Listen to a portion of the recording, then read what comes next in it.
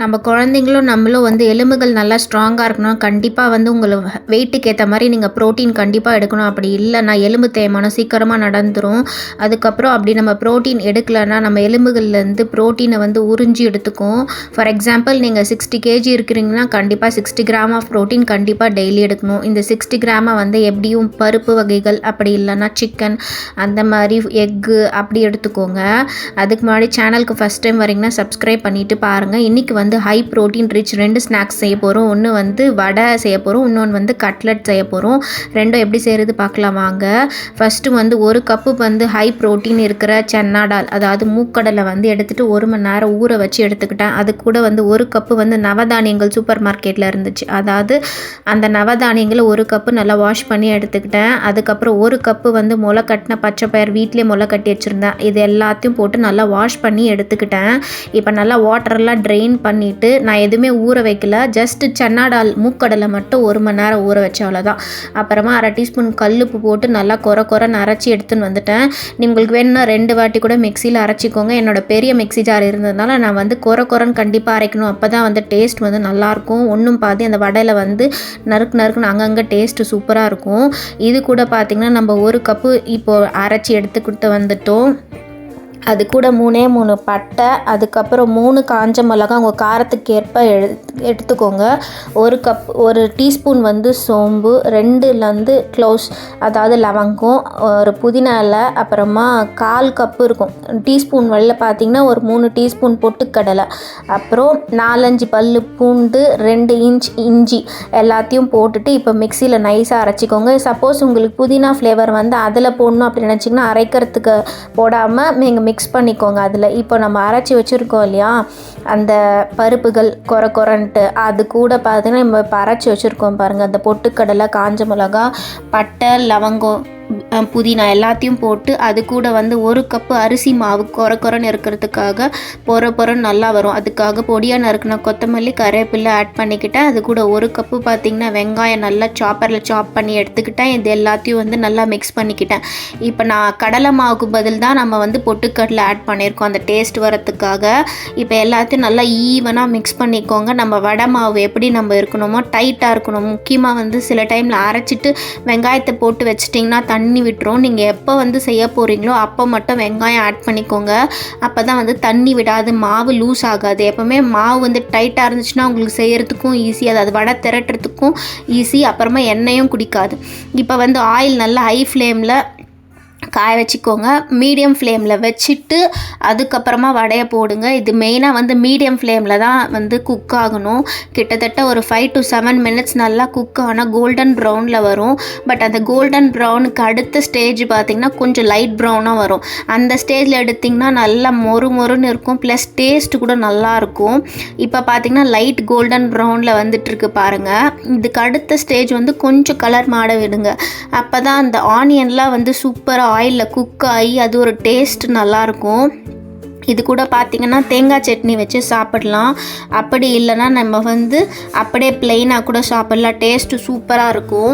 இப்போ பார்த்திங்கன்னா நல்ல வடை சட்டிலேருந்து மெயினாக வந்து நான் அயன் பேனில் செஞ்சுருக்கேன் வடை. எப்போவுமே நீங்கள் அயன் பேன் யூஸ் பண்ணிங்கன்னா வடை வந்து நல்லா டேஸ்ட்டாக இருக்கும். நெக்ஸ்ட்டு வந்து நம்ம ஹை ப்ரோட்டீன் இருக்கிற கட்லெட் எடுத்துருக்கோம். இது வந்து நீங்கள் பன்னீர் வந்து நான் இதில் 1/2 கியூப் மட்டும் எடுத்துக்கிட்டேன். இது வந்து 1/4 கிலோ பன்னீர். ஸோ 1/4 கிலோனால் நம்ம வந்து 100 கிராம்ஸ் நான் வந்து பன்னீர் யூஸ் பண்ணிக்கிட்டேன். கிட்டத்தட்ட 1 கப்பு இருக்கும் பன்னீர். இப்போது ஒரு கடாயில் வந்து பார்த்திங்கன்னா ஒரு 2 டீஸ்பூன் ஆயில் ஆட் பண்ணிக்கோங்க. நல்லா 2 வெங்காயம் நல்லா பொடியாக சாப் பண்ணி அதில் நல்லா வந்து உப்பு போட்டு வதக்கிக்கோங்க. இப்போ வந்து உப்பு நல்லா கண்ணாடி பதத்தில் வந்து வதக்கினா மட்டும்தான் இந்த வெங்காயம் வந்து நல்லா டேஸ்ட்டாக இருக்கும். இப்போ 1/2 டீஸ்பூன் உப்பு, 1 டீஸ்பூன் வந்து பார்த்திங்கன்னா இஞ்சி பூண்டு விழுது ஆட் பண்ணிக்கிட்டேன். நல்லா இஞ்சி பூண்டு விழுது அந்த வெங்காயம் கூட நல்லா மிக்ஸ் பண்ணிக்கோங்க. எவ்வளோக்கு எவ்வளோ நல்லா மிக்ஸ் பண்ணுறீங்களோ அவ்வளோக்கு எவ்வளோ அந்த வெங்காயம் வந்து நல்லா டேஸ்ட்டாக இருக்கும். இது கூட 1 கப்பு பொடியாக நறுக்குனா கேப்சிகம் எடுத்திருக்கேன். உங்கள் குழந்தைக்கு எந்த வெஜிடபிள் பிடிக்குமோ அதை ஆட் பண்ணிக்கோங்க. பட் பன்னீர் வந்து மஸ்ட்டு. ஸோ பன்னீர் ஏன் அப்படி ஆட் பண்ணுறோம் பார்த்திங்கன்னா ஹை ப்ரோட்டீன் வந்து பன்னீர் இருக்குது. அப்படி இல்லைன்னா பன்னீர் பதில் நீங்கள் சோயா குக் பண்ணிவிட்டு ஒன்றும் பாதியாக மிக்சியில் அரைச்சிக்கலாம். நான் இங்கே பன்னீர் ஆட் பண்ணியிருக்கேன். அப்புறமா அரை கப்பு பார்த்திங்கன்னா பொடியாக நறுக்குன கொத்தமல்லி, பொடியாக நறுக்குன புதினா, 1 டீஸ்பூன் வந்து வீட்டில் அரைச்ச மிளகாய்த்தூள், 1/4 டீஸ்பூன் மஞ்சள் தூள், அது கூட பார்த்திங்கன்னா அரை டீஸ்பூன் வந்து சிக்கன் மசாலா. வேணும்னா உங்களுக்கு எப்படி அரைக்கணும் அப்படின்னு சொல்லிட்டு கேளுங்க கீழே கமெண்ட்டில். நான் தனியாக அதுக்கு ஒரு வீடியோ போடுறேன். சிக்கன் மசாலா நான் வீட்டில் தான் அரைச்சி வச்சுருக்கேன். இது கூட 1 கப்பு நல்லா பொடியாக துருவிக்கிட்டேன் கிரேட்டரில் பன்னீரை. ஜஸ்ட்டு பன்னீர் போட்டுட்டு இது எல்லாம் வதங்கினதுக்கப்புறம் லாஸ்ட்டாக தான் பன்னீர் ஆட் பண்ணணும். ஃபஸ்ட்டே பன்னீர் ஆட் பண்ணிட்டிங்கன்னா கொஞ்சம் மெல்ட் ஆகிடும். ஜஸ்ட்டு போட்டு 2 நிமிஷம் மட்டும் சார்ட் அவுட் பண்ணாவே போதும். அதுக்கப்புறம் சார்ட் அவுட் பண்ணதுக்கப்புறம் இது தனியாக வச்சுக்கோங்க. இப்போது ஒரு பேனில் நல்லா ஈவனாக மிக்ஸ் பண்ணுறதுக்கு அரை கப்புலேருந்து 3/4 கப்பு கடலை மாவு, அரை கப்பு பார்த்திங்கன்னா அரிசி மாவு, அது கூட பார்த்திங்கன்னா எல்லாத்தையும் நல்லா மிக்ஸ் பண்ணிக்கணும். ஈவனாக மிக்ஸ் பண்ணிவிட்டு நல்லா ஒன்று திரட்டி இப்போ பார்த்திங்கன்னா வந்து லைட் எல்லோயிஷ் கலரில் வர வரைக்கும் சூப்பராக மிக்ஸ் பண்ணிக்கோங்க.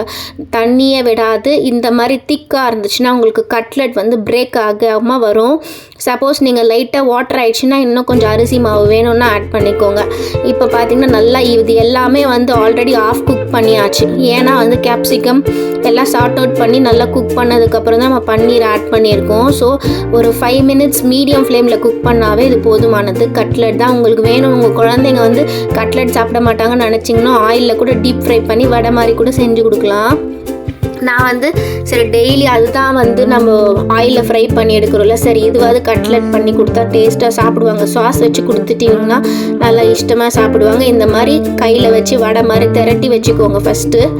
ஸோ ஈவனாக வந்து திரட்டி வச்சிட்டிங்கன்னா உங்களுக்கு ஈஸியாக இருக்கும். இப்போ பார்த்திங்கன்னா ஒரு தோசை கல் எடுத்துக்கோங்க. அதில் வந்து நெய் வந்து நல்லா ஸ்ப்ரெட் பண்ணிக்கோங்க.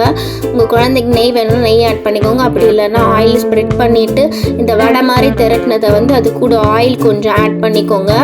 ஆட் பண்ணிவிட்டு முக்கியமாக மீடியம் ஃப்ளேமில் வச்சு கொஞ்சம் கொஞ்சமாக ஒன்றா திருப்பி விடுங்க. ஒரு பக்கம் பார்த்திங்கன்னா ஒரு 2 to 3 மினிட்ஸ் வச்சுட்டு அகெயின் இன்னொரு பக்கம் வந்து ஃப்ளிப் பண்ணி விடுங்க. 3 மினிட்ஸ் கழிச்சிட்டு அதுக்கப்புறமா அதை எடுத்துகிட்டு இங்கே பாருங்கள். இப்போ லைட் எல்லோலேருந்து கொஞ்சமாக லைட் கோல்டன் ப்ரௌன் கலர் வந்திருக்கு. அது கொஞ்சம் கொஞ்சமாக கலர் வந்து இன்க்ரீஸ் ஆகிட்டே வரும் உங்களுக்கு. இப்போ பார்த்தீங்கன்னா லைட் எல்லோலேருந்து திருப்பி கோல்டன் ப்ரௌனாக வந்திருக்கு பாருங்கள். இந்த மாதிரி ஒரு 5 to 7 மினிட்ஸ் வந்து 2 பக்கம் 3 மினிட்ஸ் குக் பண்ணிக்கோங்க. குக் பண்ணிவிட்டு அப்புறமா திருப்பி விட்டுருங்க. திருப்பி விட்டுட்டு அது கூட பார்த்தீங்கன்னா சூடாக சாப்பிட்டா இது வந்து நல்லா டேஸ்ட்டாக இருக்கும். இப்போ பாருங்கள் லைட் எல்லோலேருந்து கொஞ்சம் வந்து டார்க்காக வந்து கோல்டன் ப்ரௌனில் மாறி இருக்கு. சப்போஸ் உங்களுக்கு திருப்பும் போது கீழே விழுந்துச்சுன்னா திருப்பி அப்படியே ஃப்ளிப் பண்ணி திருப்பி விடுங்க. டேஸ்ட் நல்லாயிருக்கும். இது கண்டிப்பாக ட்ரை பண்ணி பாருங்கள். குழந்தைங்களுக்கு ஈவினிங்கு இதை வந்து ஹை ப்ரோட்டீன் இருக்கிற கட்லெட்டாக கொடுங்க. ரொம்ப டேஸ்டியாக இருக்கும். கண்டிப்பாக நம்ம சேனலுக்கு வரீங்க ஃபஸ்ட் டைம் வரீங்கன்னா சப்ஸ்கிரைப் பண்ணிவிட்டு பாருங்கள் அண்ட் லைக் பட்டனை ஹிட் பண்ணுங்கள். வேறு என்ன ரெசிபி வேணும் கீழே கமெண்ட் பண்ணுங்கள். பை.